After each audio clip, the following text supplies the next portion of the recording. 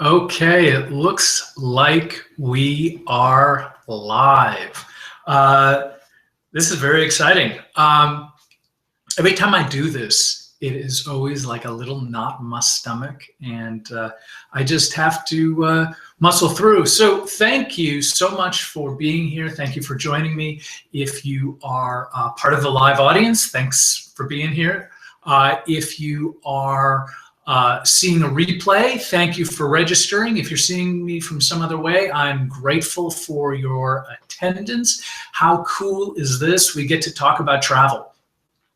If you don't know who I am, my name is Devin Galladay. I am the editor-in-chief of In the Know Traveler.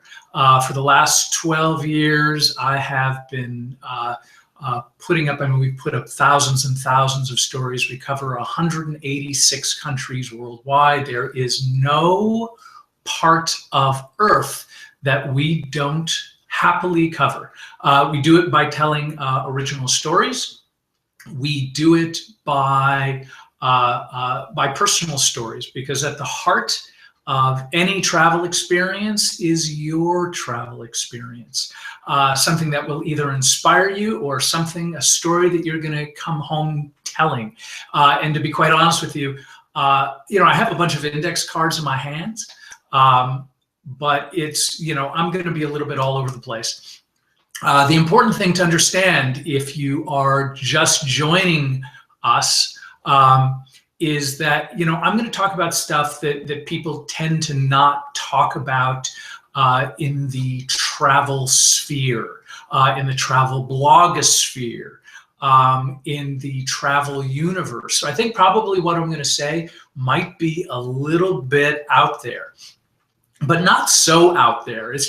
We're dealing with an industry that has billions and billions and billions of dollars in it. So when I talked about free travel at the beginning of, when I started sort of promoting this. Oh, and hello, Kat, and hello, Dana. Thank you so much for being here. It's good to see you or be seen by you. And I hope the technology is working. So we're going to be talking about some more conceptual things, because to go into the details of everything is there's no way to do it, because there's so many places on Earth. But I'm going to try to give you sort of like a framework so you understand how the heck I travel for free as long as I have. I mean, like, quite literally, I'm going to actually either say yay or nay to a trip to Argentina. It's going to be an inaugural flight going out of Panama City, Panama, to Argentina, and it's going to be freaking great. And so I'm going to decide whether or not I'm going to do that. So anyway, going real back, Devin Galladay, In the Know Traveler. For the last 12 years, I've been doing websites. I can't believe it's been that long. I'm also the editor-in-chief of In the Know Bride, which is basically the story of my wife and I getting married 100 times in 100 countries. We've just been married in our 17th time in Bali. I am also the editor-in-chief of In the Know Hotels, of In the Know Traveler USA. What else? Oh, and Travel Right Live, and a whole bunch of things. Oh, hello, Megan. Hello, Jeanette. Hello, Mbika, Catherine. Anyway, really good to see everybody's faces here. Really excited to have you. Thank you so much. So I've launched a bunch of websites. I am not a tech guy, although I've become pretty good at it over time. I'm not a photographer. I've learned to take pictures. I've learned to do all kinds of things that I've really wanted to do to change my life for the better. And mostly I have a passion for travel. While I've been the editor-in-chief of these different sites, I've probably been on 70 press trips. I've gotten weddings for free that people charge thousands of dollars for numerous times. Some of them are really super cool. I'm going to show you one right now. This is my favorite, I think. This is a picture of my wife and I getting married in San Marino. And this trip was offered by the government. They knighted me. This was a medieval wedding.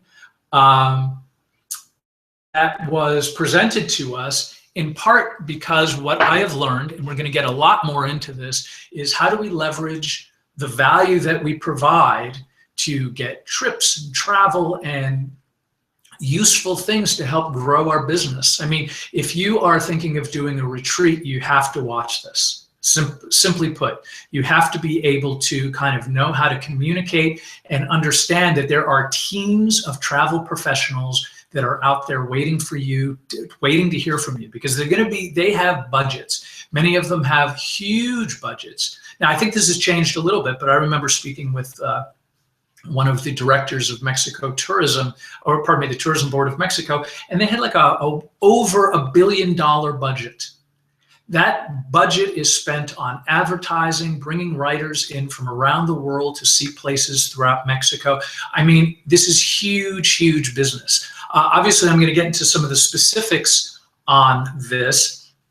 But, you know, so the important thing I want you to understand is that we're going to be kind of covering in this particular webinar some of the more general things, and take what you can and try them out, because that's the only way you know it works. But the thing to understand most is that I've gotten all this free stuff, free hotel rooms, weddings, all this stuff around the world, not by being the biggest fish on the block. I am far, far from it.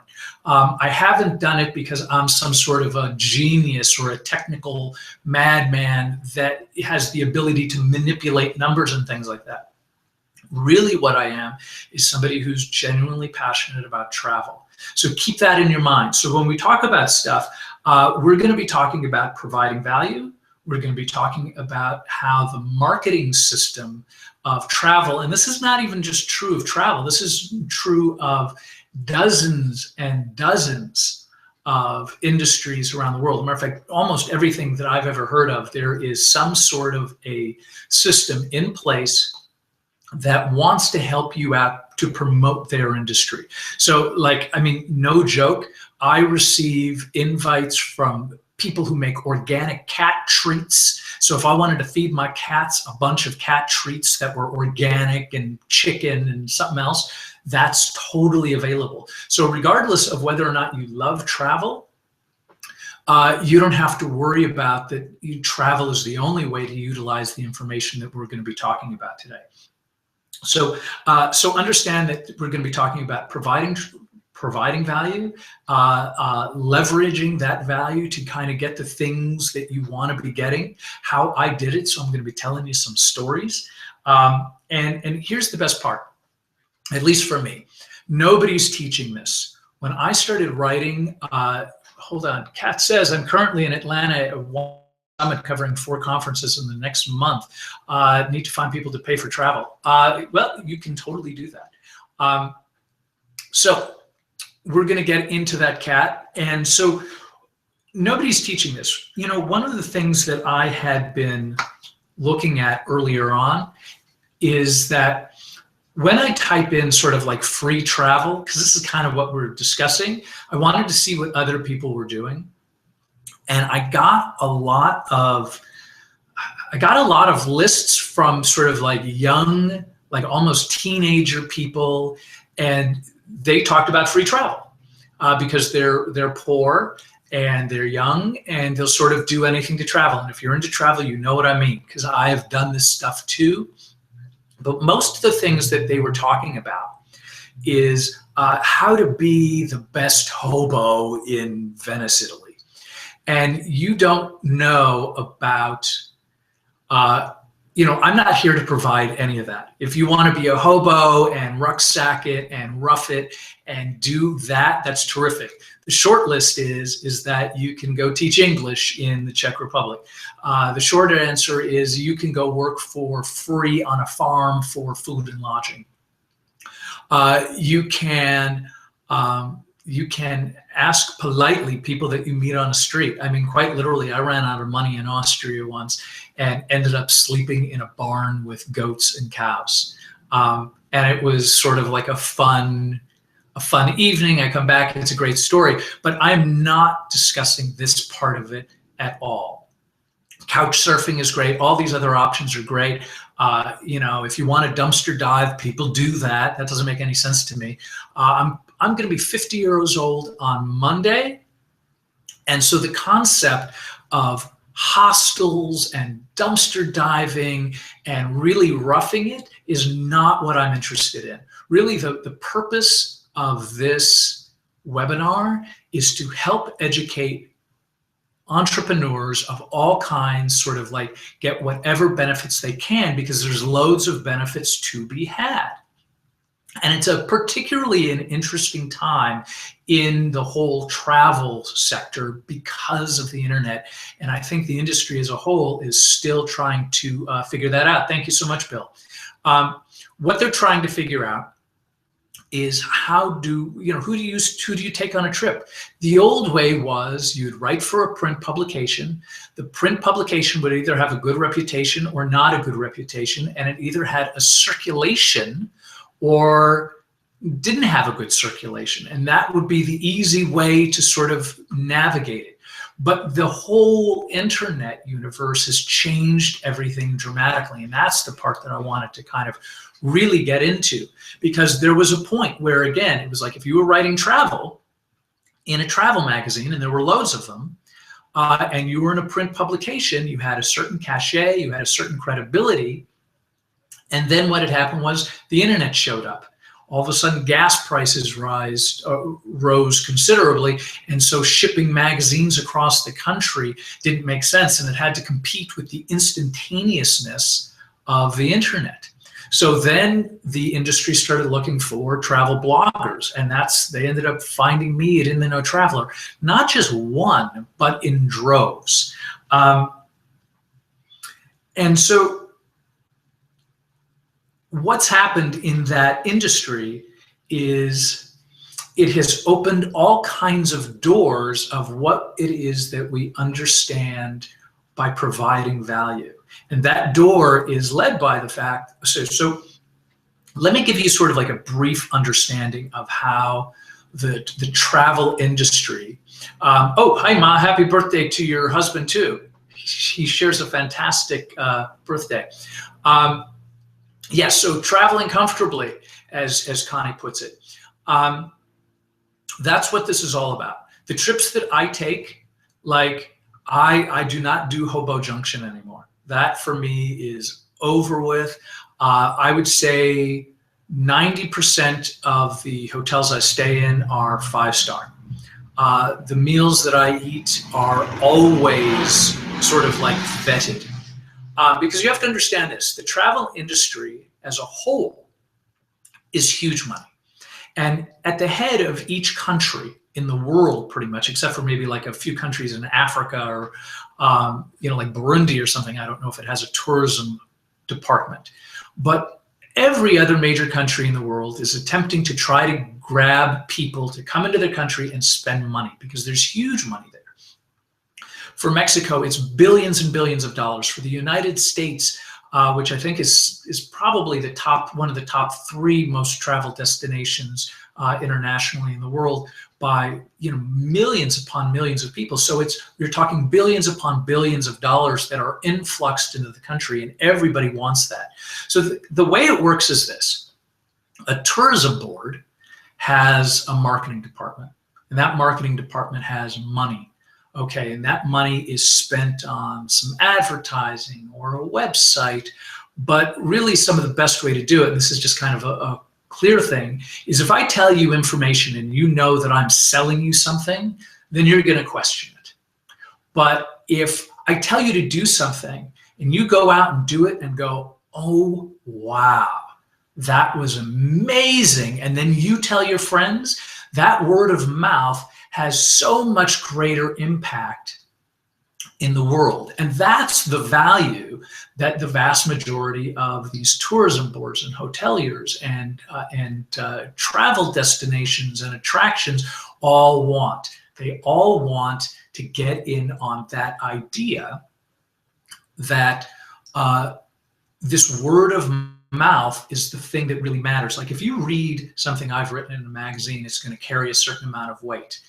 But when you go to that trip and you spend your money and you come back home, it escalates everything manifold. And because of the internet, that view of what value is has changed exponentially. So at one time when we were looking at the circulation of a magazine and perhaps that magazine's reputation, now we're looking at how many Twitter followers do you have? Oh, you don't have any Twitter followers? Then how many Pinterest followers do you have? Oh, you don't have those? How about LinkedIn? How about your own travel blog? How about it's not a travel blog at all? What if you just blog about driving your kids around the neighborhood? What if it is, in other words, the point is that there's a million little things that people do. And you know, some of the people that are on this list have sort of like company names. Absolutely. Facebook, Snapchat, all of them carry a certain amount of weight. And what's more importantly is that, so let's back up again.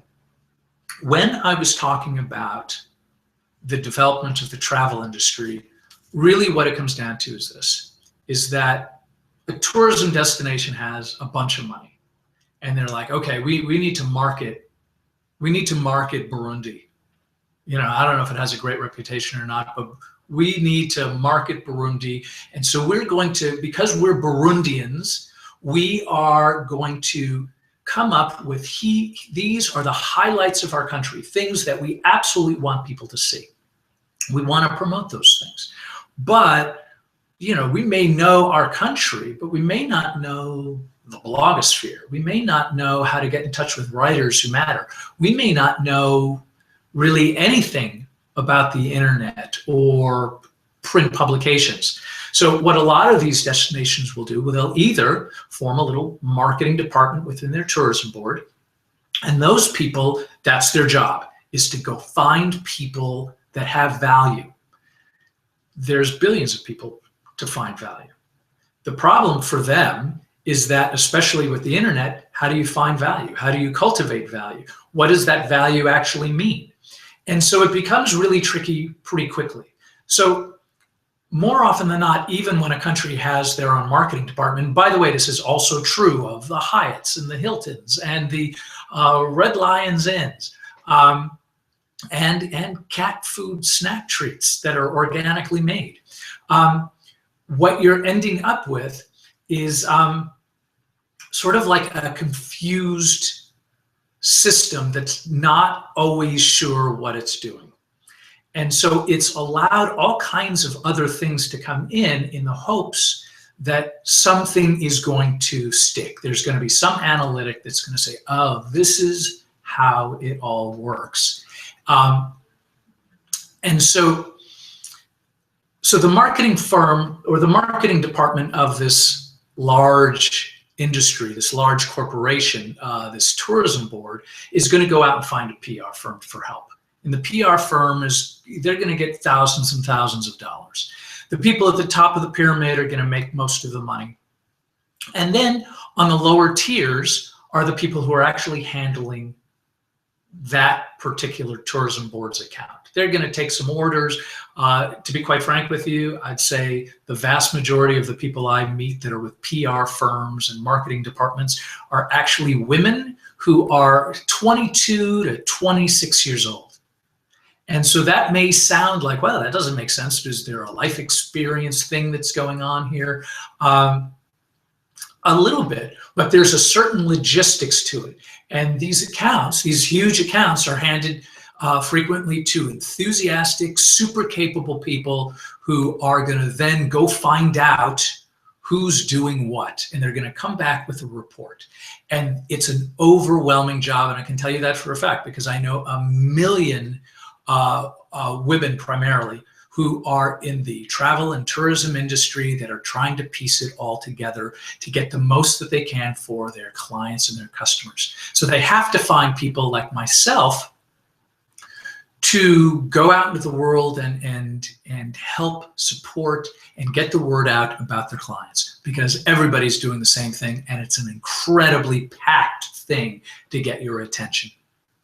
So they send out press releases, they send out reports, they send out news items. Most of it's very very occasionally they hit. But the point that I'm trying to make with this particular thing is that they need a lot of people. It's not like they just need to carry the message for all of Mexico, or 2 people to carry the message for Brazil or the Caribbean, or any one destination. They're constantly on the search for people who will help carry the message. Now, for me, that's easy. Carrying the message for travel is like, I started in the No Traveler because I felt we were supposed to know each other. And I'm going to stand on a little soapbox and tell you a little bit of a story. I started in the No Traveler after I had been published for like the 10th time. After the first time I got published, actually it was based on a trip. I went to Iceland and I made one friend in Iceland. I actually, before I left, I wrote 160 people, everybody who had the .is internet thing. This is 20 years ago, so the internet was fairly new. And it was easy to identify who was an Icelander or who was from different parts of the world. So I wrote 160 people and I said, I'm coming to your country and I don't know why. I don't want anything from you. You don't have to do anything. But if you can, please tell me what your favorite restaurant is. Or tell me what's your favorite park to go to. Or is there a museum I have to see? And is there a thing that I should look out for Icelandic culture? And I said, if nothing else, wish me luck, because I'm really excited about coming to your country. And I sent that email off to 160 Icelanders, and I got one response. The one response was from a poet who was also a web designer. And after I came home, we would exchange these short little notes. And she said, she would always give me a list of all these URLs at the end of her notes. And she'd always say with like mountains of happiness and complete joy falling from the sky in rain. And all these sort of like little poetic little tidbits for me to appreciate. And all these links were telling me all these incredible things that she was doing, and I wasn't doing a damn thing. And so I finally just attached a little story on the back of, I just wrote a little story and I sent it to her just to say, well, I'm doing something too. And she wrote back, she goes, didn't you see the 4th link from the bottom? I'm doing this thing. It's trying to bring world peace together. And I can't promise you anything, but if you do it, I can guarantee that it'll get read. And maybe that would be a good thing. So I sent off a little story to her, and 3 months later, she didn't write back, but an Italian publisher did, who said, you're on page 29 and the Dalai Lama's on page 64. And this was like, for me, this was like crack. It was like, I could write something and get published? I mean, you're talking to a C student. I'm not like an overachiever or somebody who excels or anything. So for me, this was like one of the greatest things I'd ever seen, ever. So I wanted to write.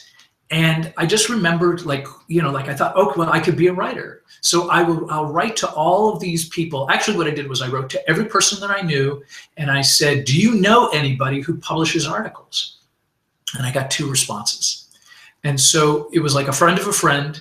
And I remember first going to a woman who was the publisher of a Spanish language magazine called Nuestra Gente. And I wrote her, and I said, first, actually what I did was I wrote her and somehow got her on the phone, and I said, I want to write for you. And she goes, you don't speak Spanish?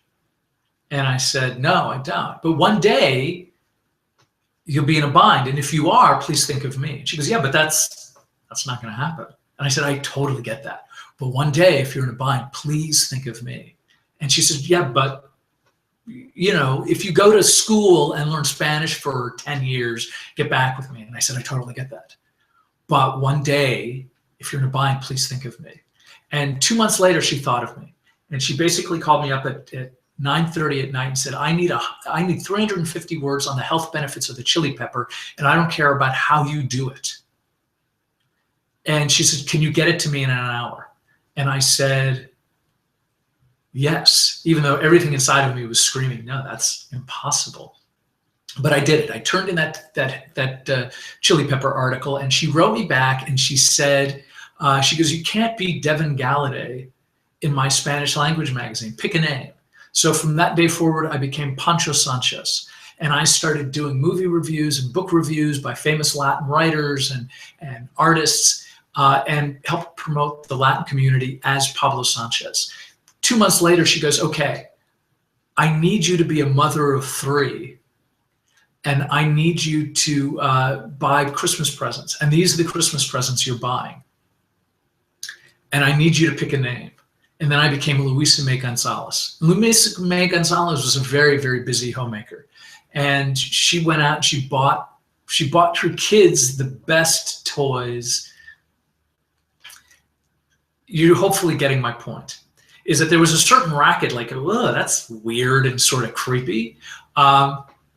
But I was writing, and it was exciting, and it was a taste of this sort of universe that I didn't know anything about.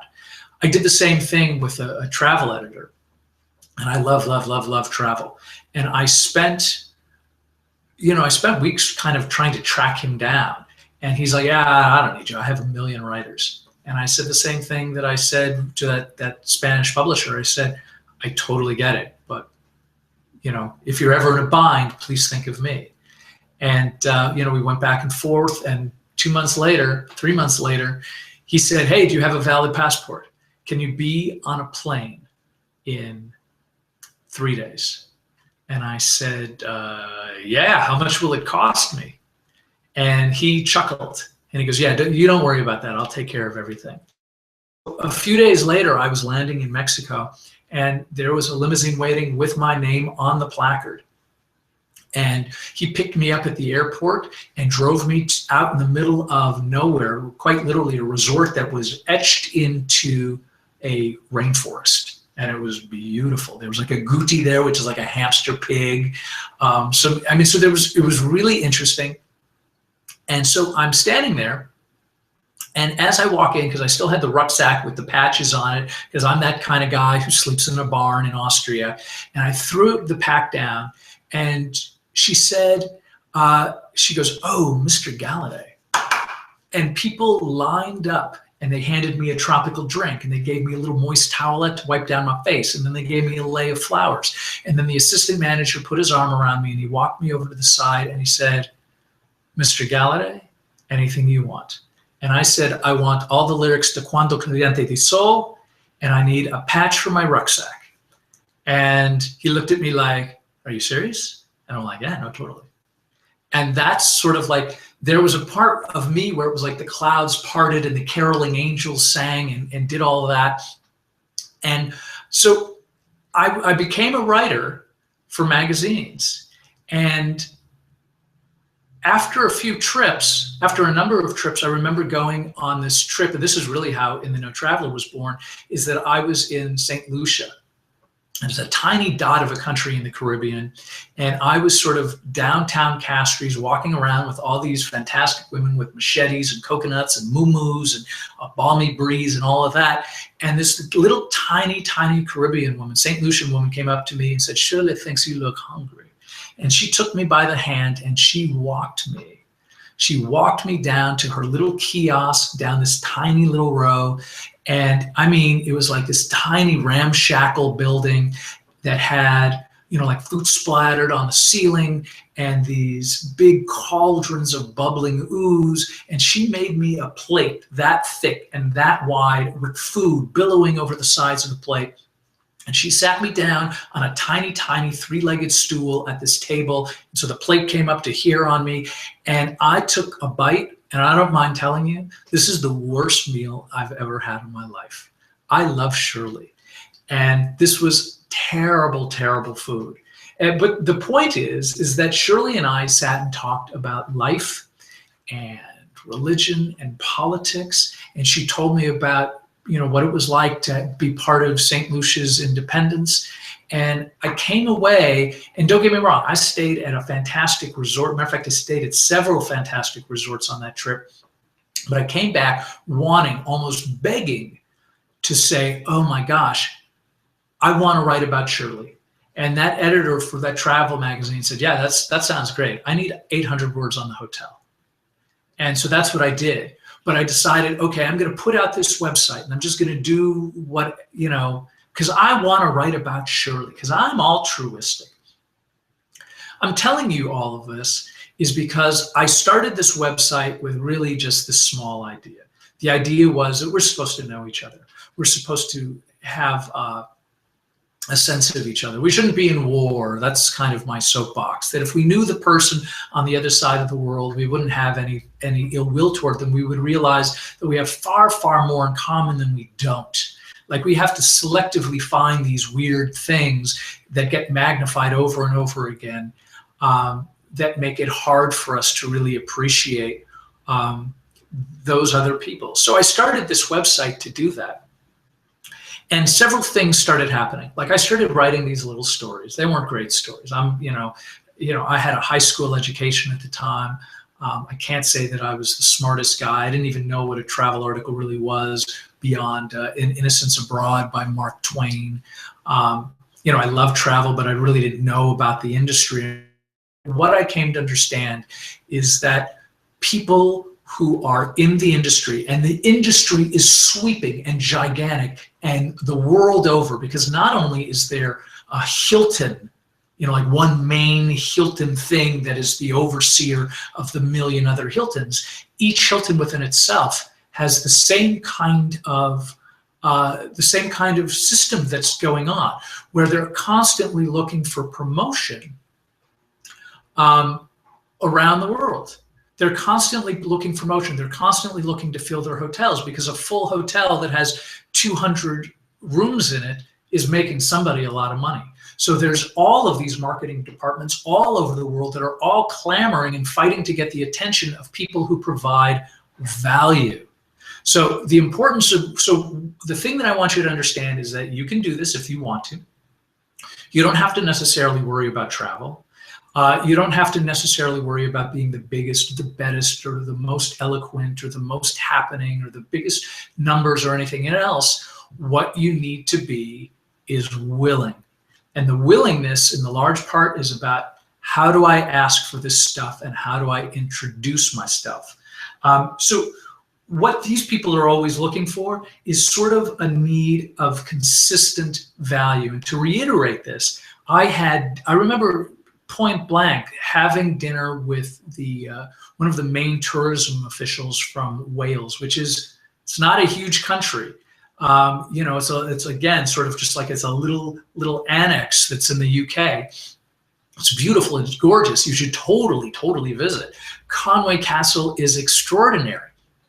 But the important thing to understand is that Wales has a budget, and they have a big budget. They send hundreds and hundreds of writers. They bring them in, they fly them in from around the world. Like, I went on this particular trip that was 10 days in the UK, and they said to me, hey, well, why are you here? We're going to do a thing in Scotland. Do you want to just extend this and you go to Scotland for a week or so? And I said, sure. And then when I was in Scotland for a week or so, they said, oh, why don't, we've got a thing in Wales. Do you want to come to Wales? And so I showed up in Wales, and it was just I just kept bouncing around the UK. And the important thing to understand about all of this marketing, the whole point of marketing is putting your best foot forward. So any trip, when Connie was asking earlier about, like, yeah, I'm in my mid 60s, and I am not, I'm not doing a sleeping bag, which I totally get. All of that marketing, all of those trips have to be, they don't want you going on a trip with them and coming back and saying, well, that sucked. What they want for you to do is go, oh my God, I love Wales. I love the Caribbean. I love wherever I've just been, because it's beautiful and the people are kind and the food is great and the hotels are wonderful and I slept so well and I had a wonderful thing. I hope all of this kind of, makes sense to the magnitude of it, because again, we're talking about billions upon billions of dollars. And I can tell you right now, there are people all over the world that are traveling. And one of the comments that I got when I said, oh, I'm going to do this thing on free travel and, for entrepreneurs and leveraging value, some of the comments that I got from some travel writer friends was, oh my God, don't do that, because then you're just going to be having a bunch of slew of people asking for free trips and doing weird things. And then you have these zombies running around the world, and then I have to go travel with them maybe. So understand this. Again, this isn't about being a hobo. This is sort of like ethically being part of a system that provides value and a service that if you believe in travel, there is no downside to this. This is about the budget's already there, it's part of it, and what can you do to make it all happen. All right. So first off, let me talk about there's several ways that you can work specifically with tourism boards and hoteliers, et cetera. You can either put together a trip as sort of like a one person. Those are a little bit harder to come by only because they tend to be a little bit more expensive for the person paying for them. The press trip is the much more usual thing and the least amount of work. Like I get press trip offers on a regular basis. I do absolutely nothing to promote them. Again, I've been around for a really long time, so people just know me. We're going to talk about that in a minute. But it is it's basically where they take somewhere between 2 and 10 people and they put them on a bus and they take them to probably the best places you can possibly see in any destination. And I'm talking about Michelin star restaurants, 5-star hotels and resorts. I'm talking about all of the best attractions. Like if you were going on a press trip to China, you're going to see the wall. You're going to see the terracotta warriors. You're going to see sort of like some of the highlights that is China. So same thing with hotels. They're going to want to put you in a suite or in accommodations that are going to be great, that are going to help ease your trip so you can write great stories or provide great value or come away with genuine enthusiasm. Because there's a difference between my genuine enthusiasm in my writing versus I'm doing a job and I need to fill in the blanks and I need to outline 500 words or I have to shoot my video or whatever it is that I'm going to do to provide that value. All right, so I said earlier, I got all these weddings, I got all of these press trips, I've got all of these hotels. So what did I do that was so genius to get it? Did I have a really terrific editorial calendar? No. I didn't even understand what an editorial calendar was until about 9 years of me doing this. I just kind of posted I got other people to promote articles for me, write them only because the people kept knocking on my door. I started this website with really a desire to just sort of like write about the things that I wanted to write about. And I found that there was an entire universe out there of people who just wanted to write articles and tell their story, or they've been trying to get into a FAR magazine and couldn't, or they're trying to get into National Geographic and they couldn't, and they somehow wound up at In the Know Traveler. So the important point that I want you to understand is that I didn't do this well. I didn't do this well at all. The editorial calendar, I was unreliable. I meant to do something and it just never, I forgot about it. And then a month later I go, oh, I was supposed to post your story. I was supposed to be in better contact with the PR firms. I was supposed to do more outreach. I failed across the board. I did so much failure, it's amazing. So what happened next? What did I do well? So here is the secret. I want you to take this as it rolls off my tongue. I want you to take it and place it in your pocket. I built relationships with the tourism boards. I built relationships not with an audience, and this is going to sound totally counterproductive and counterintuitive to many of you. People think, oh, I start a blog and I try to get the biggest audience I can to attract the tourism boards and people around to understand. This is what I did. I made friends with the people in the tourism boards. I made friends with the people. And by the way, when I talk to them about stuff, let's say I run into somebody, that I happen to know at a convention or something like that, I don't talk about travel. I ask them about their kids. I ask them about their wife. I asked them about their husband. I asked them about their vacations. Let's see, should I go in for lesser paying, lesser known magazines? I think you should go, and this is a question from Ambika, I think what you should do is try a little bit of everything. Because if you go for a big magazine and you provide them what they need and you give them a great story, they're going to use the story. There's no editor on the planet who's going to read a great story and say, oh, I wish they were the king of Spain, then I would publish them. But if it's just this regular person, no. They're looking for value. So if you provide a valuable thing, and by the way, we'll get into this a little bit later. Actually, maybe we won't now. Part of the reason why I'm doing this is because I want better people in the industry. Right now, everything's in flux. People don't know what they're looking for. They're still trying to figure out the analytics of it. The old timers that are in the PR firms and the tourism boards are like kind of scratching their head. What is this internet business still? So it's exploding and people are like, what do we make of it? Who is providing value? Who is doing the right thing? And so it's kind of a great time to get in. So here's the thing. If you want to be a writer, and you want to write to get published because you love writing, or you want to travel and you want to write travel articles, I receive travel articles every single day from people around the world who want to write for me. And I'm a tiny, tiny, tiny In the Know traveler. So tiny, tiny, tiny In the Know traveler receives numerous articles every day from people around the world. I would say 95% of them don't. I have three rules. Write about something that you love. Write an article that's between 500 and 700 words. And what was the other one? I love it. 500 to 700 words. There's one other thing. It's all like minor things. And what people end up doing is saying, I'm turning in my 2,900 word article. Maybe you could cut it down to 500 words. So what do you think happens to that article? Delete. I don't even think twice about it. So we'll back up. So we'll kind of keep moving forward with this. But the idea is that the people who you provide value to are probably going to give you hints along the way of how you can continue to provide value for them. If you want to write for a magazine, I would pick lesser known ones and I'd shoot for the stars on a few of them. Pick ones that are tiny. Pick a couple that don't pay, but pick some that do too, especially if you're starting out, because what will happen is once you start getting a little bit of credibility, that will perpetuate you forward. You don't necessarily have to do all that, and we're going to talk a little bit more about that in a second. Okay, so we talked about being in a bind.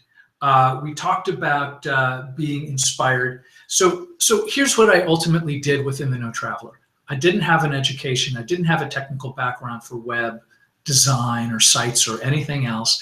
I didn't have some sort of a pedigree that I went in with anything. I launched a website. And it wasn't a very good one either.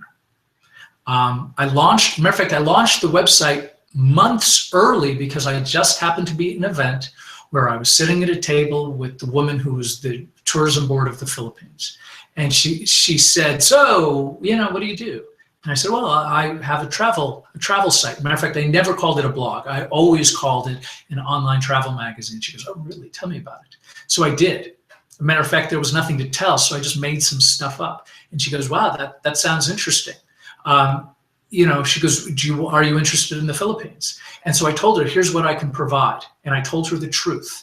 I didn't say I was going to get her millions of eyeballs. I didn't tell her any of that. Here's what I told her. I said, ooh, the Philippines sounds fantastic. That sounds like an incredible trip. I would love to go. And so that's part of the value, is that if you are into travel, or if you are into any industry that you might be writing for or to or helping to promote or exchanging value for, enthusiasm is totally a big one. As a matter of fact, we're going to get into some specific value points. How did I get started? What are the steps? Okay, so getting started, really what I did was I picked an avenue. I happened to pick a website. You can pick Twitter. You can pick, let's say if you have an outlet, a list of people who love you for whatever reason, promote that. That's really what it all is. Really, the best way that I started was this is one thing that I absolutely had. I had an elevator pitch. Hi, my name is Devin Galladay, and I'm the editor-in-chief of In the Know Traveler. We cover 186 countries worldwide, and we do it by telling great stories that promote travel. How can I help you? And when I say that to enough people, they get excited about it. And so how do you become memorable? As a matter of fact, let me talk about some of this value really quick. If you are looking to get online, if you're looking to have a blog, then you just need an audience. How do you do that? You do that through Facebook. You do that through Twitter. You do that through YouTube, iTunes. You can do it through somebody else's audience. In other words, if you become a freelancer, some of the people who I know that travel nonstop year-round write for a few magazines very regularly. How do they write for other people's magazines or blogs on a very regular basis? They do it by being reliable. They do it by reading the submission guidelines. They do it by giving the editor, who's the decision maker, who sends people on trips. Because you have to remember, I've sent a bunch of people on trips for writing for Little in the Know Traveler. I send them on trips based upon, are they reliable? When they say they're going to do something on Friday, do they turn it in the following Thursday? Yeah, but I know, but there was a babysitter problem or something like that. When those kind of care about that, when I think of, oh, there's a trip, I'd love to send somebody, who do I send? I send the person who's going to be the reliable person, the person who did exactly what they were going to say, what they were going to do. If they said that they couldn't do it, they gave me ample notice. And then they followed through with what they were going to do. The more of that, the much more likely I am, and editors and other content creators are going to want to see as well. They're going to want to see your best, reliable, consistent effort. All right, so when you write for somebody else, here's other things, here's the other thing that is amazing to me. When you are in this universe and you start talking to PR people around the world, you're going to find that they just need somebody to be professional. I've gone on trips solely, not because I had some great numbers or analytics, but because when they said to me, we're having a press event and we need somebody to ask a lot of questions. I'm the guy who will absolutely show up in a suit and tie. I will be camera ready, and I will ask a whole lot of questions. I will play ball to some degree because there is a certain dog and pony show element to it. I'll give you an example. A year ago, 2 years ago, I was in Cabo for a film festival.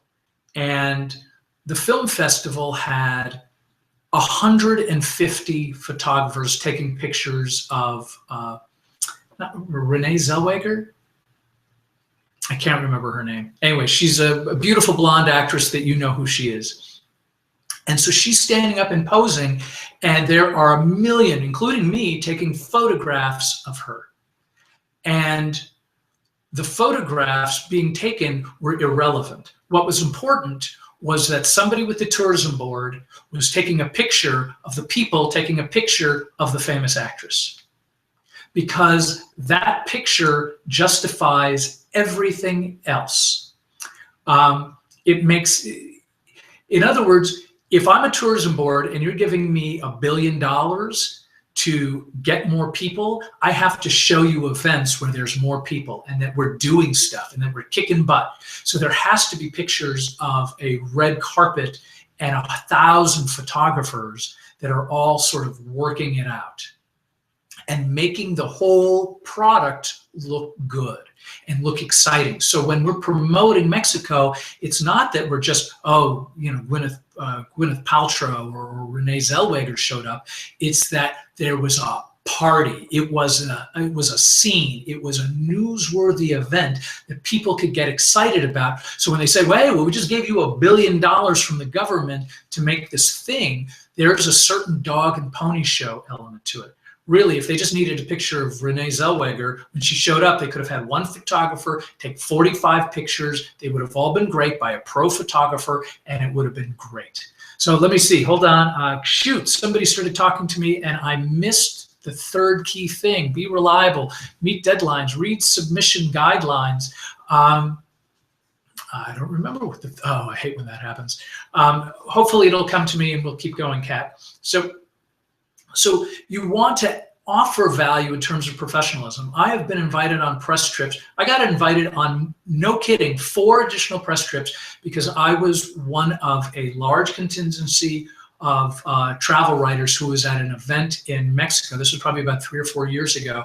And what had happened was these writers were invited to this big gala event. We got there and they said, oh, no, we're not doing that event. And you're not invited in. It's like the president's in there, you can't come.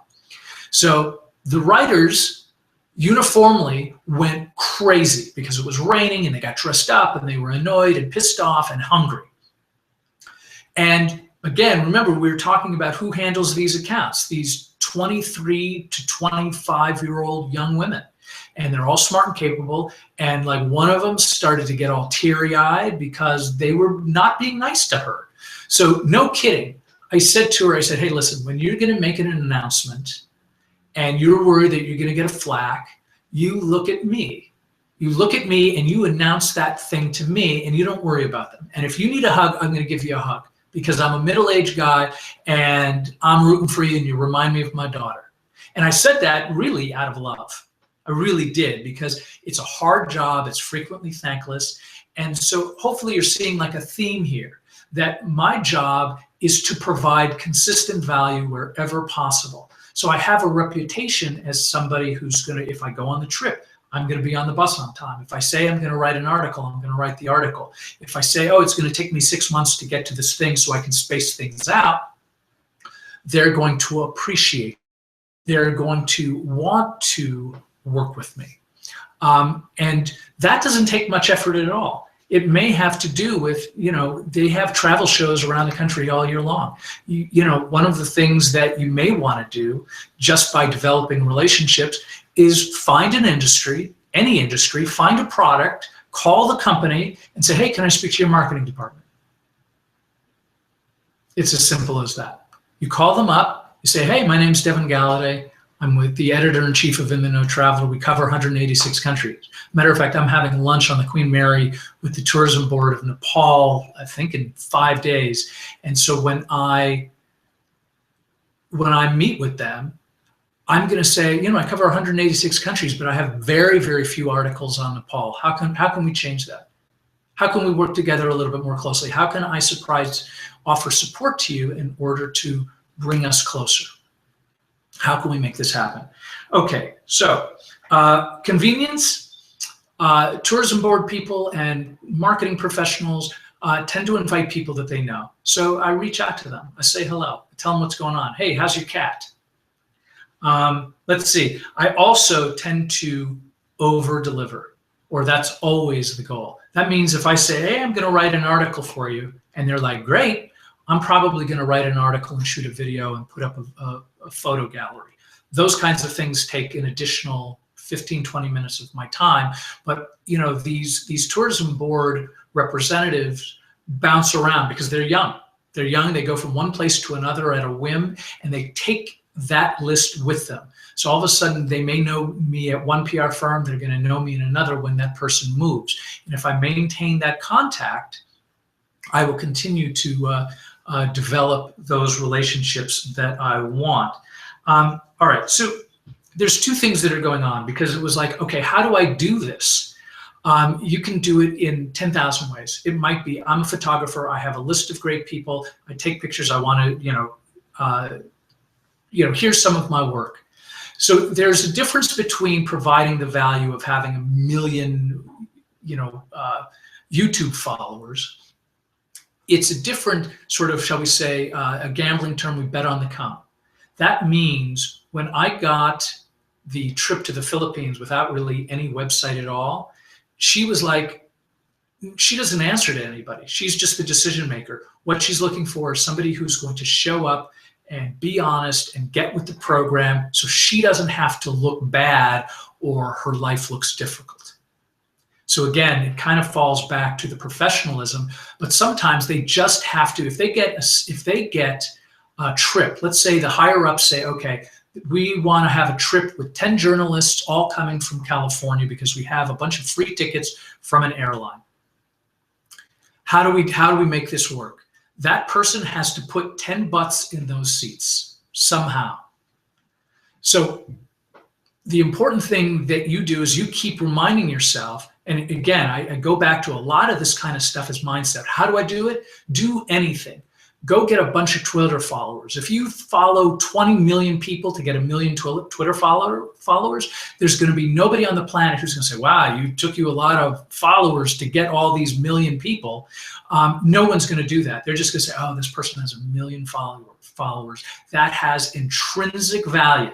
If you write down, or if some tourism board, hotel person, if you say, I have 1 million Twitter followers, 100%, you are going to get an avalanche of human beings from all around the world who have found you, who are looking for you to promote their stuff.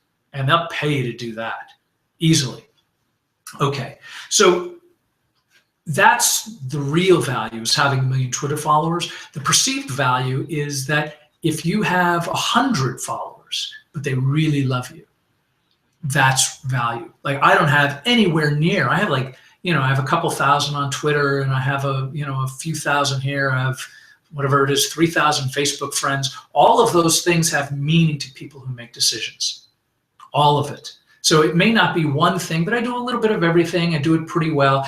And more importantly, I have hundreds of people who've stuck with me within the No Traveler. We're not talking huge, wild numbers, things that are completely unattainable. What we're doing is we're talking about taking the action to reach out to people who are going to make a difference. So I hope that makes sense. And by the way, again, this is not just travel. This is books. This is cameras. This is consumer goods. This is like, if I need a backpack, I literally write somebody, say, hey, I'm thinking of putting together a list. So, when you are developing whatever system you're looking to develop to provide the value, like pick the thing that you're looking to provide value towards. Let's say it is books. I'm a book lover. So you reach out to Scrivener, and you don't even reach out to Scrivener yet. You write 5 blog posts about books that you love, annotations, a few hundred words each. And then you can go to Scrivener and say, I'm really looking to branch off, and I'm looking to write a story about the best books of 2016. I guarantee you Scrivener will want every one of their books to be on that list, because their job, their marketing department, is to make sure you get books. So when my backpack breaks, I say, hey, I'm looking to put together, and by the way, I'm not just saying that, like, I put together the best of travel products I put something out almost every single year on different products. So what that means is I get backpacks, and I get hiking boots, and I get all kinds of things, because they're in the verticals of the things that I genuinely promote. So I promote travel, but other things come out that are also important as well. So always keep that in mind. So one of the things that I promised that I was going to do, I was going to tell you about free travel. So you hopefully have a concept of this endless possibility of working within travel and other industries by not doing it perfectly, because I have not done it perfectly, but these things constantly happen. Again, the weddings that I've gotten, here's another picture of my wife and I in Croatia. And this was, by the way, this picture was taken by the cinematographer from the Game of Thrones, where they shoot in Dubrovnik. The location was at a place called Park Ursula, which is sort of like, for the Croatian celebrities, that's where they get married, and it overlooks, it's beautiful. It's a beautiful cliffside destination and looks so incredible. So I wanted to at least give you something really great right now. And that's it. If you're ready for a free ticket to almost anywhere in the world, it's not going to work for everybody, but it's going to work for an awful lot of people. I received these in the mail. This is just what showed up in the last week. So these are coming, we're going to get a little bit into travel hacking. This is a 50,000 mile bonus from American Airlines. This one is also 50,000 from United. This is part of the travel hacking world. The travel hacking world is going to give you, like, if you type into Google right now, you type in travel hacking, you're going to get all kinds of stuff. You're going to get the girl who puts together the videos for you should dumpster dive. You need to bring a sleeping bag and just sleep on the steps in a church, or sleep in a subway platform. That's that's what that's what a lot of travel hacking is. But it's also, how do you get free tickets? Because, by the way, and I'm going to answer this question in a minute because I got a bunch of questions that I'm going to try to get to. The travel hacking is that one of the best ways, because in the airline industry, they have a very, very, very small margin. That means things like media trips or free tickets to writers and people provide value have gotten progressively more difficult. When I started out, everything was business and first class. Now it's coach. And sometimes they're like, well, we need you to pay for the fuel service charge or something like that, which personally I do not do. Because I am all that in a bag of chips. I need to let them know. These are fantastic because, again, they're hard.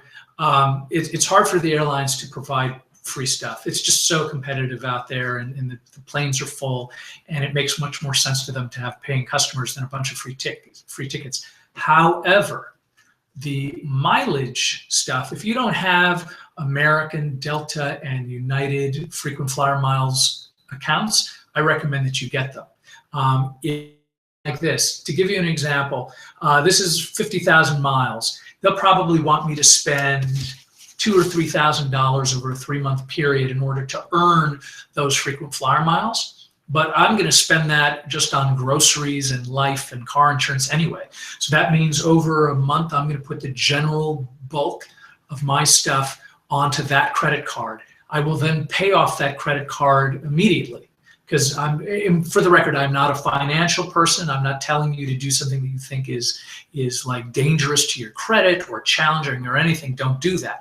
But what I'm saying is, for people who like free tickets, as I do this kind of stuff with some regularity.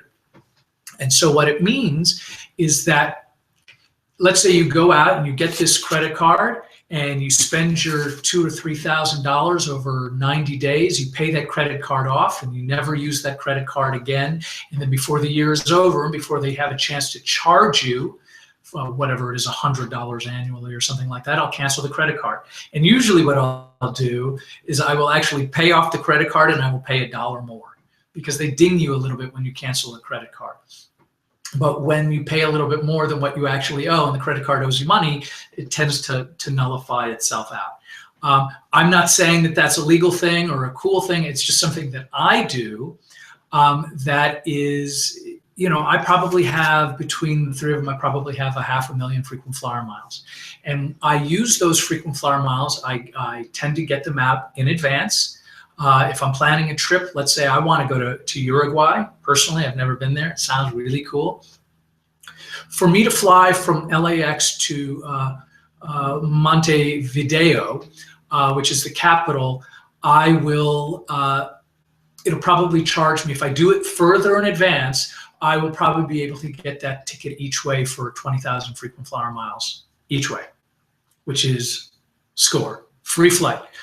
When my wife and I went on this trip that we showed you the pictures of from Croatia and Italy, I paid $65. I think she paid about $65 because we used frequent flyer miles, 20,000 miles each way. So that means you have 10,000 left over. And if you keep using the card, you probably give you a mile or two for each thing. And after 6 months, if you continue to use the card, you will have another segment of a trip covered. And I use them sparingly, but that is for sure. Like, if you get these in the mail like I do, if you have credit cards, I would only use the one, and you want travel, I only use credit cards that have these special kinds of bonuses attached to them. And then ironically, once I do one, they started sending me them in droves, because they were like, there was some analytic that said, oh, this guy wants frequent flyer miles cards. So all of a sudden they started showing up. And I know people, no joke, who will do 10 of these at a time and get 1,000,000 miles. They figured out a way. I'll do like one of these a year or so, and I just amass miles and use them sparingly. So that is my gift to you, to use frequent flyer miles for cards to get one leg on a trip, because it's very easy to go. Let's say if you're going on a trip to, and this is something that I did as an example, when my wife and I were traveling around the Adriatic getting married all the time, I didn't do all kinds of fancy things. I didn't really make it complicated. I literally wrote one letter to each of the tourism boards, said, hey, I'm coming to Croatia. We're going to be spending 3 days in Dubrovnik. Here's what I'm looking for, and this is what I can provide. Oh, a matter of fact, and by the way, this was an aside. This is how I learned the wedding thing was so big, is that I said, oh, and by the way, do you know a Shady Glen and a hobo who will marry us? My wife and I are getting married. Some of them were like, oh, we don't have hobos in this country. And others were like, oh, I think we can do something better for you. Because I said, we're going to promote, we're going to promote our weddings. We're going to stick them on YouTube. We're going to do a lot of fun things, and we're going to be there anyway. And in pretty much every single case, there was a hotel, there was a tour guide, there was some meals, and there was a wedding. So there you go. So that is, again, these are sort of like the overall concept that I wanted you guys to understand. I hope that makes sense. A matter of fact, I'm going to also point out that this book by Chris Guillebeau, who is a guy that I just randomly traveled with to the Cook Islands. I'm sure many of you know him. I'm actually featured starting on page 263 on this book, and it talks about our weddings. It talks about my travel, and it talks about not so much the specifics of how I did it, but it's a whole book of living your life in a different way. So you may want to check it out. I just say this with love because I think Chris is an honest, reasonable guy. And he's definitely about how do you live life outside of the box. And that's part of what I'm trying to impress and share with you, that there's this industry that is ready to get cooking. So to get to some of your questions let's see, and by the way, thank you so much for attending. If I can't attend this webinar, will there be playbacks? Yes, there's absolutely going to be playbacks. So if you had to run to the kitchen and you think you missed something valuable, go check this out. There's going to be playbacks available if you have registered. Should I start a niche travel blog, or what would be the first step to travel for free to see the world? I would find what value you currently possess, and I would run with that. So if you already have, let's say, 1,000 Facebook friends or a lot of Facebook friends, go do that. If you are present on Twitter, go do that with a little bit more gusto. Start telling the people who are following you, who are part of your audience, this is the value I'm going to start providing, and start promoting. Don't ask the travel industry, just start promoting travel in some way. And it might be, oh, I ate at this fantastic restaurant. You can start at any level you want. And I, again, personally would start at a variety of different ways. Will you marry me? Oh, well, that's from my wife. Okay, the biggest thing is not knowing how to do a query regardless of how many times I try writing it. It scares me. Can you give clear examples and other information that will help? Also, I have no money to travel and don't feel this small town has much to offer, nor does it have businesses in the area willing to sponsor trips or pay for articles. Any suggestions? Yeah, I totally would. I would come up with a very specific idea. First off, I would read the submission guidelines. Like if you go to In the Know Traveler and you look at my submission guidelines, inthenoktraveler.com/submission-guidelines, you will see the 3 things that I recommend that you do. So which is tell a personal article. That was the other one. So you tell something from your point of view, write about something you love, 500 to 700 words. If you don't do that, the likelihood that I'm going to publish your article drops through the ground. And based on any week or time of year, I may have hundreds of articles. So I'm not even going to look at that email again. So deliver what you want. The query is not that hard. Read what their submission guidelines are. This is the story I want to tell. I think it would be a great fit for your publication. I think it should be, and by the way, if you happen to read articles on their site, include them. I love this article about potato chips. So I want to write about making yam chips or something else. I think it'll be a great fit. So that's what I would suggest. I would also make sure that you address it specifically to the editor and spell the editor's name right. When I get emails addressed to the editor Derwin Galanders. Do you think I'm reading beyond that? No. If you don't know my name, I'm probably not going to print your article. Let's see. So much of the world has been covered. How do you write about it in a fresh way? I have a free giveaway on my website in the No Traveler. Probably some of you have already downloaded it, about the Essentials Travel Writing Guide. I go into the specifics. I think the most important thing to do when you're writing about a new place is present it for you, from you. Write about the thing that fascinated you, that really, really, really knocked your socks off. Write about that thing. It doesn't have to be a big, giant, sweeping thing. It has to be something that inspired you, because maybe it's not a general thing. Like guidebooks are great at writing for everybody. That's why you write a guidebook, to get the biggest bang for your buck. But if you're writing a specific article for a magazine, obviously guide your writing towards the kinds of things that they publish, but also understand that you need to infuse you, like leave no stone unturned. Write the thing that turns you on, because that will come across in your writing. When I read articles from people who are submitting to me, I could tell that they're just like, I'm writing a generic article because I think that's what I'm supposed to do. Don't do that. Write your personal story, tell the truth, and keep it real. Let's see. So write something personal. Is Croatia a safe place to invest in property?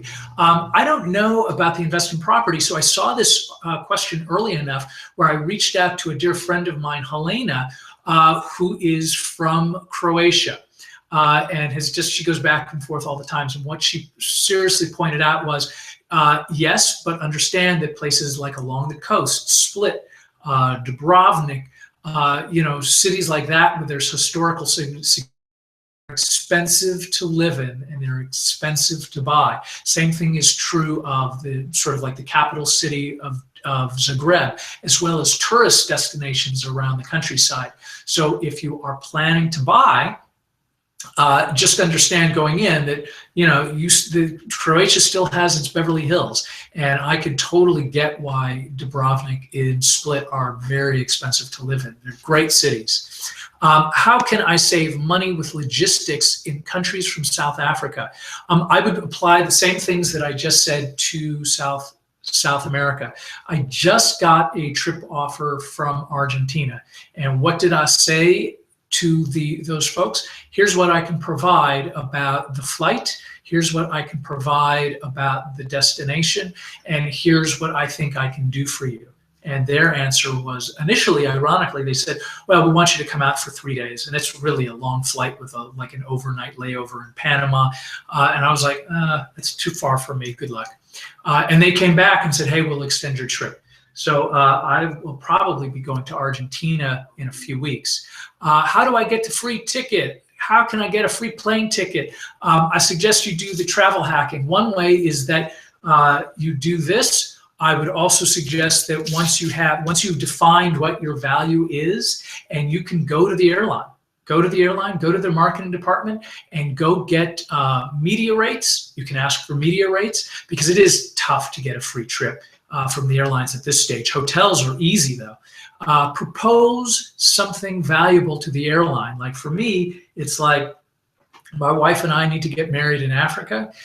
Here's what we can provide. We're going to be doing video. We're going to be doing some television. We're going to be doing X, Y, and Z. I think it's going to turn you on. And of course, we're going to mention your airline in our marketing and all the stuff that we're going to showcase. And then they have a decision to make of whether or not they feel that's going to be useful. But you can go to them. There is a human being. They may say, oh, you have to speak to our PR firm. You may be afraid because you're not used to talking about how fantastic your value is that you're going to provide to them. And you're going to be surprised that half of the trick is just doing it. The other thing for getting good reduced rate tickets is something called, get ready with your pens, airfareinsider.com. It is a subscription service that specifically looks for inconsistencies in pricing. So sometimes there's just computer glitches. Like, I mean, like no joke. So sometimes you can get ticket flights that are like round trip to Europe for $200 or $300. But when you join a service like this, it's definitely going to be more about, you see an offer, you buy it immediately, because it's not going to be like forever. It's like you buy this ticket and you go immediately when there's a great deal. How can you get FAM trips? For the record, FAM trips are familiar. What there really is, FAM trip is short for familiarization. These are trips that are largely for travel agents, and travel agents tend to, have clients, in a specific destination, let's say Croatia, and they want to sell hotels and airfare and package deals. So somebody who's in the U.S.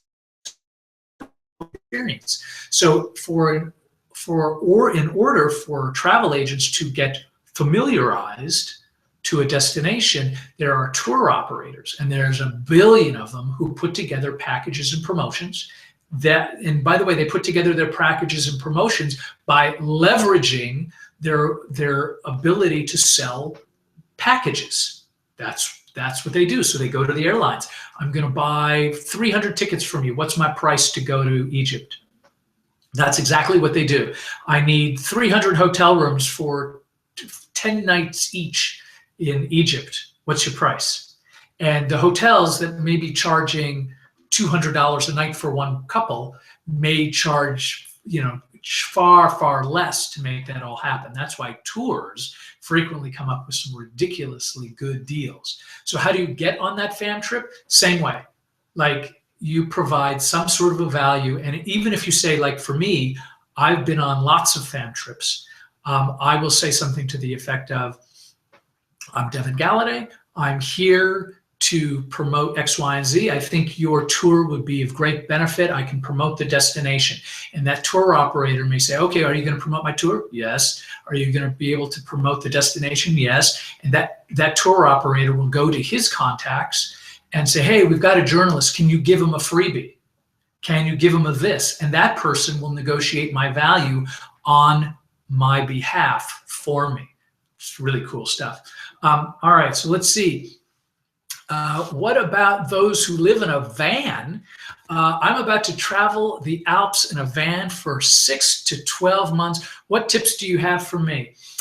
So anyway, you've already seen what I've done with weddings. I would probably do the same. A little bit of outreaches. Like, I wouldn't go to Switzerland and say, I need you to take care of my 6 to 12 months. I wouldn't do that. Well, probably what I would do is do a little bit of research and find hotels that might be able to utilize your services so you don't have to sleep in your van. You might want to reach out to restaurants and say, hey, I'm writing a food blog, or I'm writing a travel blog about the roundup of great restaurants in the Alps.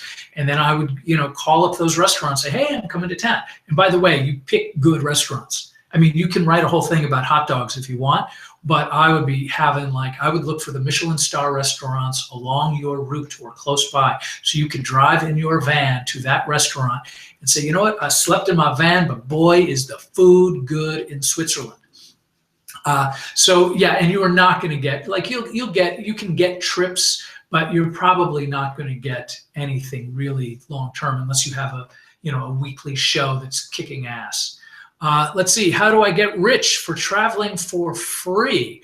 Have a huge audience. That's my recommendation. Go get a giant audience that has perceived value to these folks. So that means if you have 1 million readers, on Twitter or on Facebook or something like that, or on your newsletter, or some specific audience that means a great deal, they will pay you for that. They will pay you for your commentary. You can say, I'm putting together a weekly show on YouTube. I have 1 million followers. This is what I need to do. And so you need to have a huge audience to have access to. By the way, one pretty decent audience that I see that people use all the time for promotion, I do it myself, is the Huffington Post. So that was, start writing for them here and there, and that will help you as well. Let's see, I am really keen on starting a travel blog, not quite sure how I will get a decent engagement on it. And if I'm unable to get many readers, how will the blog help me get sponsors for my future trip? Hopefully we covered this a little bit. Think of it in terms of, how would I think of it? Think of it in terms of dealing with the industry and making developments within that place first. And then I wouldn't, like, I created In the Know Traveler because I actually had a genuine message that I wanted to put out in the world. The more I have a genuine message, something that really, like, I can stand behind, like, I believe that we're supposed to know people from all over the world, regardless of their religion or their culture or our differences. I think it's really critical to go out there and for us to know each other. So you can take that message or your message or whatever it is, as long as you're passionate about it, go out there. Like, I know Kat's been writing on here quite a bit. I know she has a passion for water. I think she can take that passion for water and apply it in a numerous variety of ways. The other things I was going to suggest is that post on regular dates. And if you are starting out brand fresh, spanking new, what I would do is I'd probably put together 20 posts or 30 posts before you go live with anything. I would, like, have yourself set up so you can schedule things and they will pop out once a week or twice a week with regularity, so people know that every Tuesday and Friday you are coming out with a new story. Okay, so we are closing in on the end of all of this. To wrap this all up, much of what we're talking about and most of the hurdles that are going to get into people's way for traveling for free and reaching out is the mindset that I don't have the value, or I'm afraid to big, scary executives, and I don't know, and they're just people. Like I said, a lot of these decision makers are just some great young women, very smart, very capable people, but they're 22 to 25 years old. I'm telling you the truth. You're going to see it. It's remarkable. So finally, if you want to go out, you can totally do all of that. And my guess is that you are going to have some kind of success. You'll probably be surprised and start out with a restaurant. Say, I want to write a restaurant review to my Yelp followers, or for this blog, or for that blog. I want to do a restaurant roundup. And I need restaurants, who are participating, and I need to have cheeseburgers. How do you work with writers? There you go. Okay, so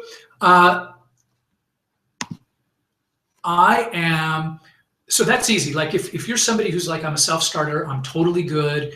I'm ready to start now. Big thumbs up to you. How fantastic. If you are not, I have something very, very special.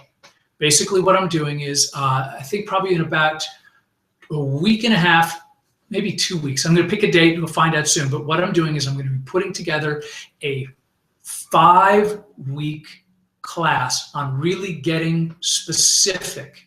And the specific things that we're going to be talking about, we're going to be covering how specifically to approach and find and work with decision makers, long-term relationship building, what outlets can you write for that are highly visible, things that are going to be really useful to you?